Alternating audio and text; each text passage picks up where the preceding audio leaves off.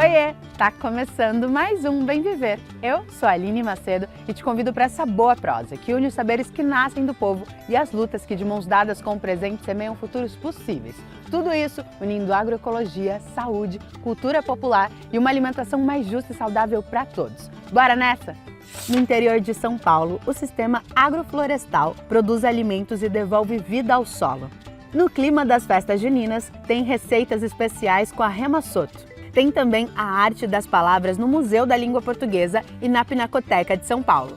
E na China, uma tradição de mais de 3.000 anos segue viva através da cerâmica preta de niche. Tudo isso e muito mais agora no Bem Viver.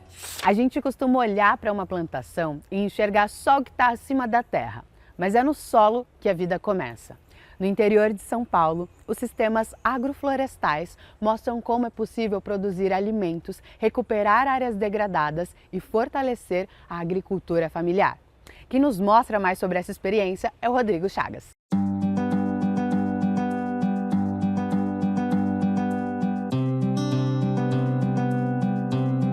Tudo começa pela terra. Mas e quando o solo está exaurido, desgastado pelas práticas do agronegócio? Os sistemas agroflorestais podem apontar o caminho. Hoje o Bem Viver veio a Jarinu, no interior de São Paulo, para mostrar como essa técnica funciona na prática.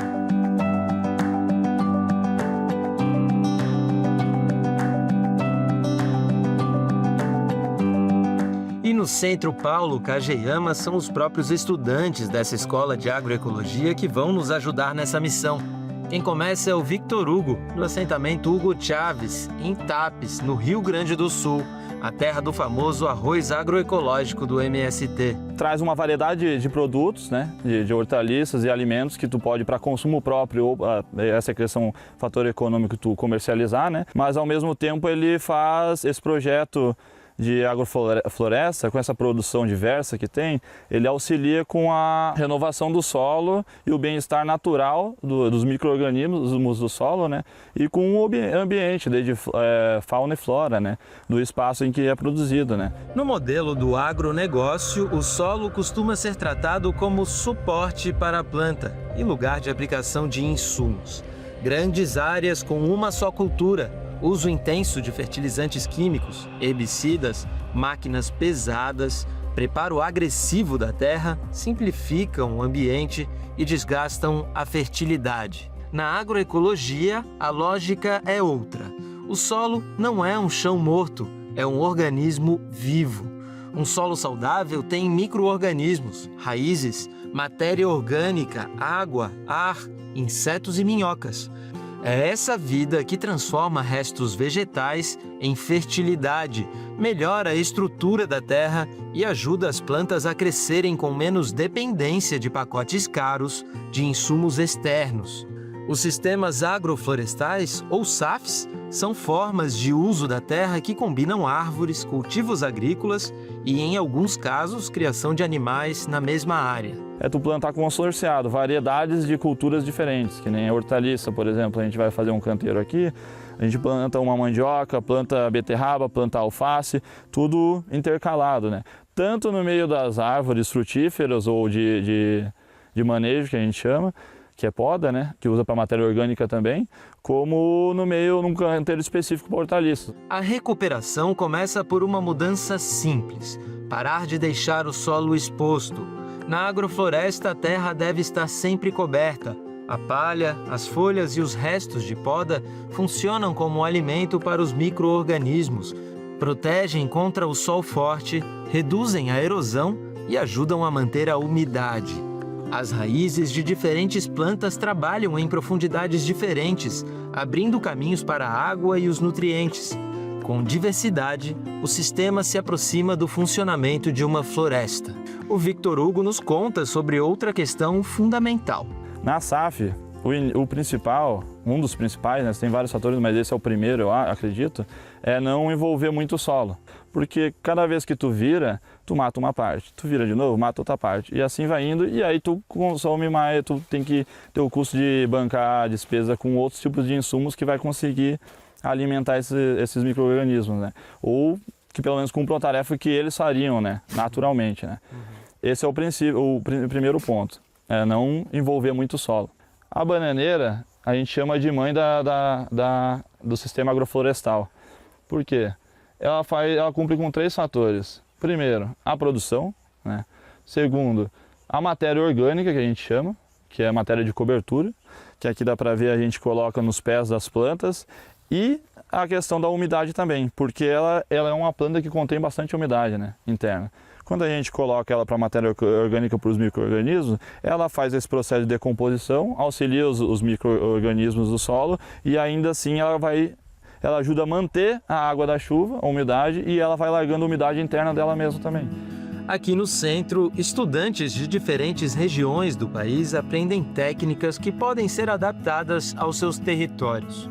Felipe Maia veio do assentamento Terra e Liberdade, em Paraupebas, no Pará. Por lá, a mineração, o garimpo ilegal e a pecuária avançam sobre a floresta, a água e os modos de vida das comunidades. Com a mineração e com o garimpo ilegal, acaba afastando os animais, dos seus habitats, acaba desmatando a área, acaba poluindo a água. Isso vem atrapalhando muito e com esse sistema que nós estuda, que nós aprende, acaba trazendo esses animais de volta, essa produção de árvores, de frutos, de sementes, tudo para nós de volta. O que tu identifica assim de diferença entre o modelo de pecuária lá na região e o modelo que vocês estão tentando implementar? Lá nós vemos muito lá o pessoal desmatando muito por causa da área do gado, acaba queimando, poluindo o ar e com esse modelo que nós vem aprendendo, fazendo agroflorestas, plantações assim, o ar volta a respirar ali em torno de nós, volta a ter vida ali, volta a ter organismo ali na terra ali para nós produzir. Isso que nós pratica, trazer essas coisas de volta para a terra. O Antônio Rodrigues veio do acampamento São Jerônimo, em Guarapuava, no Paraná. No território dele, os sistemas agroflorestais são alternativa para produzir sem derrubar a mata de araucária e sem depender do veneno usado nas lavouras de soja e milho do agronegócio que domina a região. O senhor observa a forma como o agronegócio trabalha a terra lá e a forma como o sistema agroflorestal trabalha a terra. Que diferença que o senhor vê? A diferença total, né? Diferença total, porque o nosso caso é orgânico, né? Nós trabalhamos preservando a saúde e a natureza. E os nossos amigos fazendeiros, amigo entre aspas, né? Porque não são amigos, fazendeiro não é amigo de sem terra, né? Mas então eles trabalham com o veneno, com a potência do veneno, entendeu? Nós não, nós estamos procurando o caminho, né? Para nós trabalhar com um alimento saudável, que é o foco hoje, não só nosso, né? Dos sem terra em geral, né? O que seu Antônio me contou foi que a lógica do SAF permite adaptar a produção ao bioma, de forma consorciada. E o senhor acha que essa plantação de alimentos sem veneno é compatível com manter as araucárias em pé, a floresta da região em pé também? Ah, sim, sem dúvida, né? Sem dúvida. Porque hoje, se nós derrubamos a mata, nós estamos se derrubando. Você está entendendo, né? Estamos destruindo a natureza, estamos se destruindo junto. Além do impacto ambiental, há uma questão econômica. Fertilizantes e venenos pesam no bolso da agricultura familiar. Quando o solo está vivo, parte da fertilidade passa a ser gerada dentro da própria propriedade. A agrofloresta não recupera apenas a fertilidade do solo, ela reorganiza a relação entre produção, natureza e comunidade. Onde o agronegócio simplifica a paisagem, o SAF aposta na diversidade. Onde a monocultura exaure a terra, a agroecologia devolve matéria orgânica, água, sombra e vida. Onde o agricultor fica dependente de insumos externos, o sistema busca autonomia. É uma coisa linda e que é isso, é um projeto que é para o bem do ser humano. A gente tem que entender que a importância dele para nós e para a natureza, que nós fazemos parte da natureza, né?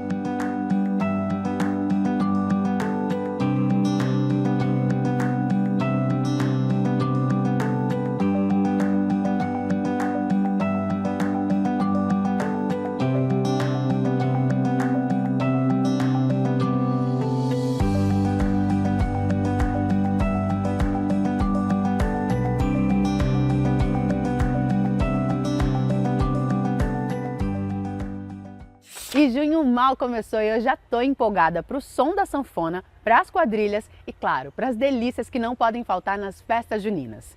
E para a gente entrar nesse clima de arraiá, hoje a nossa chefe Rema Soto vai nos ensinar não uma, mas 2 receitas deliciosas para você preparar aí em casa.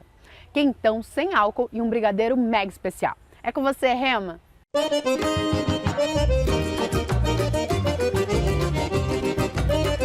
Oi, meus queridos, tudo bem? Hoje aqui em meu lugar favorito, Armazém do Campo de São Paulo. Hoje a gente vai fazer uma receita especial das festas juninas. Vem comigo? Olha que beleza essa maçã. Orgânica, linda. Deixa eu ver o que tem por aqui. Olha. Cacau.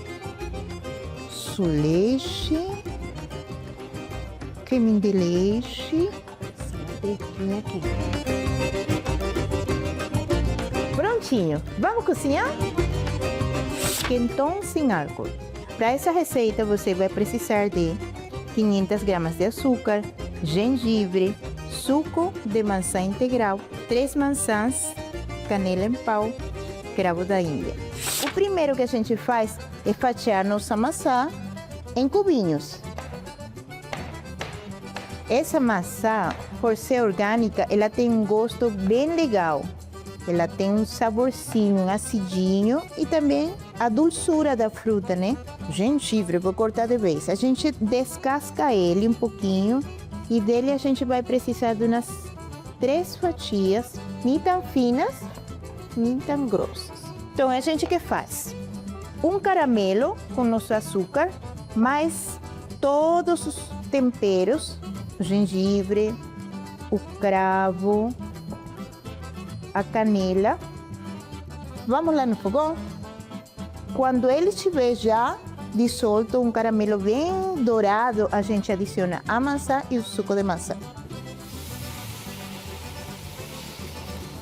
Aí ele precisa incorporar todos os ingredientes e ferver mais 10 minutos, tá bom? Desgrudou do fundo, tá todo incorporado, a gente desliga, serve. Gente, cheiro maravilhoso. Eu vou servir ele aqui para vocês verem as cores maravilhosas. Ó, a magia da cozinha, sabe? A gente pode fazer de uma tradição uma inovação tirando ou adicionando um ingrediente. Nesse caso, o álcool a gente tirou e dá para a gente compartilhar com as crianças também. Uma tradição do Brasil feita por uma venezuelana. E eu amei, sabia? Agora a gente vai fazer um brigadeiro de amendoim. Uma receita diferenciada porque tem amendoim e não tem leite condensada. Para essa receita, você vai precisar de 160 gramas de amendoim, 4 colheres de sopa de cacau em pó, 2 colheres de sopa de manteiga, 350 ml de leite integral, uma caixinha de creme de leite, 3 colheres de sopa de açúcar. O primeiro passo é a gente torrar nosso amendoim. É rapidinho, subiu o cheirinho, tá pronto. Leite, aí já dá uma esfriada no amendoim para parar o cozimento, o açúcar, creminho de leite, o cacau e umas 2 colheres de manteiga. Voltamos para o fogo. Aqui que vai acontecer? A gente vai seguir as instruções de um brigadeiro normal. Oi, meus amores, tá aqui o ponto. Quando a gente faz isso e consegue ver o fundo da panela, quando ele esfriar, ele vai engrossar um pouco mais. Então a gente desliga, coloca ou em temperatura ambiente ou dá um golpe de geladeira, tá bom? A gente está pronto com o nosso brigadeiro. Se você quiser ele mais firme, tipo para enrolar, é só deixar mais um pouco na panela. Só que a gente hoje vai fazer um brigadeiro de colher. Ele já é diferenciado porque ele tem amendoim aqui dentro. E aí a gente quer fazer mais diferenciado ainda, porque aqui no Armazém do Campo tem uma variedade de chocolates incrível. Por exemplo, esse aqui, do Raízes de Campo, esse sabor é novo, branco, só que, ó, nibs. E a gente tem do chocolate, esse aqui que é 70%. Então a gente vai brincar, pegar uns pedacinhos, a enfeitar nosso brigadeiro de colher. Olha que legal. Uma sobremesa tradicional com um toque aí de originalidade e os produtos que a gente vai encontrando em lugares como o Armazém do Campo de São Paulo, que tem uma variedade infinita. Se você gostou, marca a gente nas redes sociais, Rema Chef, Chevre Restaurante, e entra na cozinha, testa. Agora é minha vez, deixa eu experimentar essa delícia aqui. Depois você vem com todo o charme e serve. Nosso quentão sem álcool.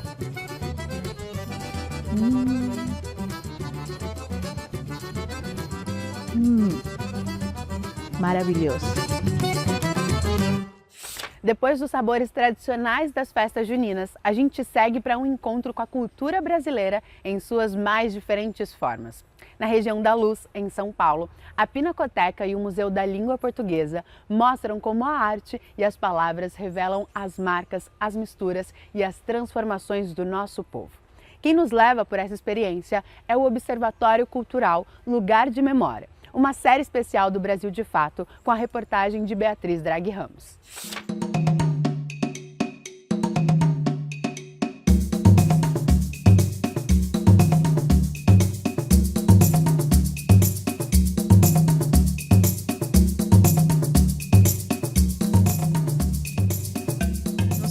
São Paulo, a região da Luz impõe história, arte e cultura. Ali, um em frente ao outro, dois grandes locais de memória guardam a essência do Brasil, a Pinacoteca e o Museu da Língua Portuguesa.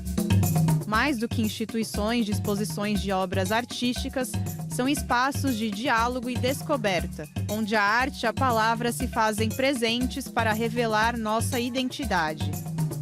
A língua portuguesa falada no Brasil é um espelho de nossa formação, uma mistura de influências que moldaram nossa fala e nossa cultura. Felipe Arruda, diretor técnico do Museu da Língua Portuguesa, explica que o espaço celebra essa diversidade. Então, a língua portuguesa no Brasil é resultado da herança que nós temos, né, da língua que veio com os portugueses, mas muito influenciada pelas línguas africanas, né, dos povos escravizados que vieram ao longo dos séculos para esse território, e também das línguas indígenas dos povos, enfim, originários que já existiam aqui. Quando os portugueses chegaram aqui, né, nesse território hoje chamado Brasil, existiam mais de 1.150 línguas, e hoje a gente tem praticamente, enfim, 170, 175 línguas.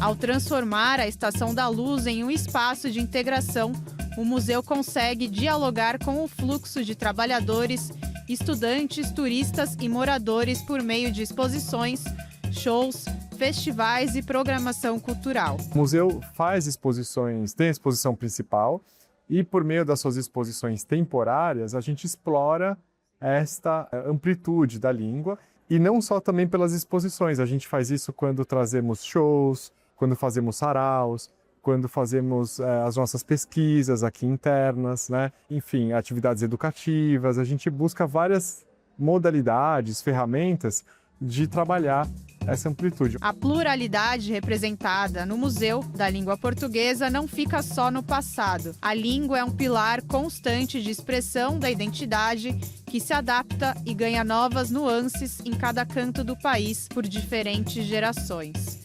Como aponta a professora de português Tainá Rangel André, que visitava o museu com um grupo de estudantes. Eu acho que é importante a gente trabalhar com essa geração, principalmente essa geração que é tão conectada, para eles entenderem de onde a nossa língua vem, quais foram as mudanças que a nossa língua sofreu, principalmente por conta do processo de colonização e do processo imigratório que a gente teve no Brasil. Então, não é só o português que a gente fala, mas fazer essa geração tão nova entender da onde nossa língua vem, quais são as nossas raízes e entender que o português não é uma língua que surgiu de repente, mas é uma língua que é 100% mutável. A poucos passos dali, a Pinacoteca de São Paulo convida os cidadãos a uma viagem pela arte.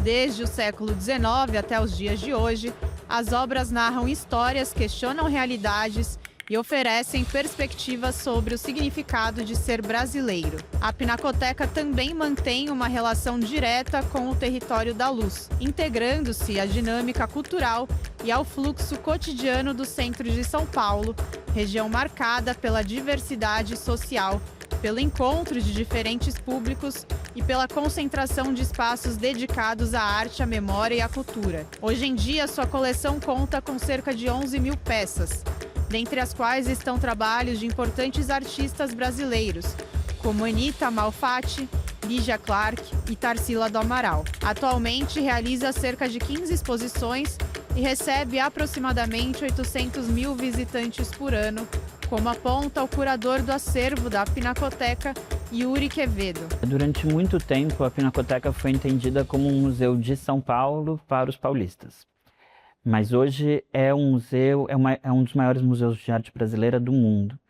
Então não faz sentido a gente não poder contar, porque a gente tem espaço, a gente tem acervo para isso, uma história mais ampla do Brasil. A Pinacoteca se faz não apenas com um espaço de exposição de obras, mas um local de inclusão e reconhecimento. Jovens, muitas vezes à margem, buscam ali um polo de acesso à arte. Como conta a Viviane, arte educadora do projeto Cores da Juventude, que busca ser uma ferramenta de saúde mental por meio de oficinas e passeios artísticos. Os jovens que estão aqui hoje são jovens que foram indicados por professores por indisciplina, por inabilidade social, por depressão, comunicação, evasão escolar. Então, tem jovem que acordou 5 da manhã para chegar na escola às 6h45. Eu falei, gente, é 7h45. Eu estou muito ansiosa. Então, a importância de trazer para a Pinacoteca é de que eles possam acessar espaços, né, onde geralmente eles não são incluídos, né?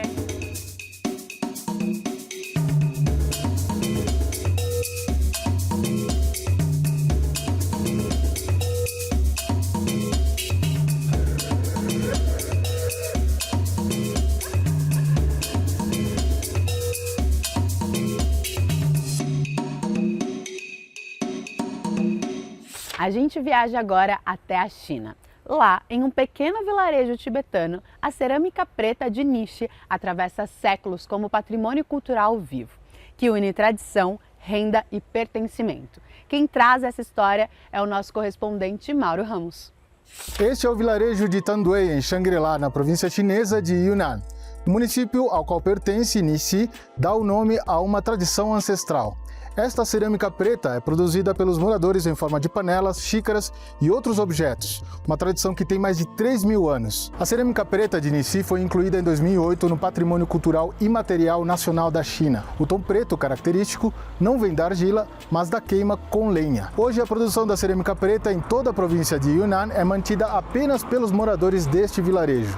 As políticas de revitalização rural viabilizaram a construção de uma pousada e um pequeno café, gerando renda extra para as famílias que mantêm viva essa herança. Kerong Nombu é um dos moradores de Tandui que herdou o conhecimento tradicional de sua família. Na nossa família, foi sempre meu pai quem nos ensinou. Depois de terminar o trabalho do dia, sentávamos ao lado dele, bem na frente da loja, e eu voltava para casa com o que tinha aprendido só de observar, repetidas vezes, até pegar o jeito por conta própria. A geração do meu pai viveu numa época em que o transporte era muito difícil, não havia estradas de verdade. Tudo que produziam tinha que ser carregado nas costas até Shangri-La para vender. Foi assim que ele sustentou os nossos 8 irmãos. Meu pai foi uma pessoa verdadeiramente notável. A transmissão do conhecimento dentro das famílias acompanhou mudanças nas condições de vida dos artesãos de Tandoi. Kironambu compara o cotidiano de hoje com o que seu pai viveu. Hoje, graças ao apoio do governo e ao desenvolvimento acelerado, tudo ficou muito mais fácil. Os produtos vendem melhor e os preços subiram bastante. Antes, os itens eram vendidos por 2 ou 3 yuanes. Agora, as mesmas peças chegam a custar centenas, às vezes dezenas de vezes mais. E muito mais pessoas praticam esse ofício hoje. A cerâmica preta de Nissi é moldada à mão, sem equipamento mecânico. O processo vai da extração da argila até a queima com lenha. Pela tradição local, um aprendiz dedica pelo menos 3 anos para dominar um único objeto. A chaleira tibetana é usada no preparo do tradicional chá com manteiga. Sun Nojoma é moradora de Tandoi. Ela conta a história do vilarejo. Em toda a cidade de Nishi há muitos vilarejos, mas o nosso, Tandui, é o único que produz cerâmica preta. Por isso ficou conhecido como Vilarejo da Cerâmica Preta. Esse ofício tem uma história de mais de 2.000 anos. Escavações arqueológicas na tumba Xiguan, na aldeia de Xinfu, encontraram peças de cerâmica antigas e a datação por carbono 14 revelou que esses artefatos têm entre 2.900 e 3.000 anos. No passado, os artesãos carregavam as peças nas costas até a cidade de Shangri-La para vender ou trocar por alimentos. Sun descreve como o cenário mudou para os produtores do vilarejo. Hoje está tudo muito mais fácil. Os artesãos não precisam mais se deslocar para vender o trabalho. Os compradores é que vêm até nós. Hotéis, restaurantes e colecionadores fazem encomendas personalizadas e produzimos de acordo com as especificações deles. Com esse reconhecimento e apoio crescentes, as condições de vida no vilarejo melhoraram muito e a tradição da cerâmica preta continua a se desenvolver, não só como um ofício, mas como uma tradição cultural viva. Nos últimos anos, Nissi foi incluída no programa de revitalização rural do governo chinês. Em 2022, a prefeitura de Yixing foi designada área de demonstração nacional de civilização ecológica, com o turismo como uma das novas estratégias de desenvolvimento regional. A senhora Sun fala sobre a importância ancestral da cerâmica preta de Nissi para o povo local de Tandoi. Desde os tempos antigos, os moradores daqui compartilham uma crença profunda. A cerâmica preta é um ofício ancestral transmitido de geração em geração, um ofício que garante a sobrevivência. Como diz o ditado local, quem domina um ofício nunca passa fome onde quer que vá. Para eles, isso não é só arte ou tradição. É literalmente o ofício que coloca comida na mesa. Por isso, precisa ser preservado e transmitido.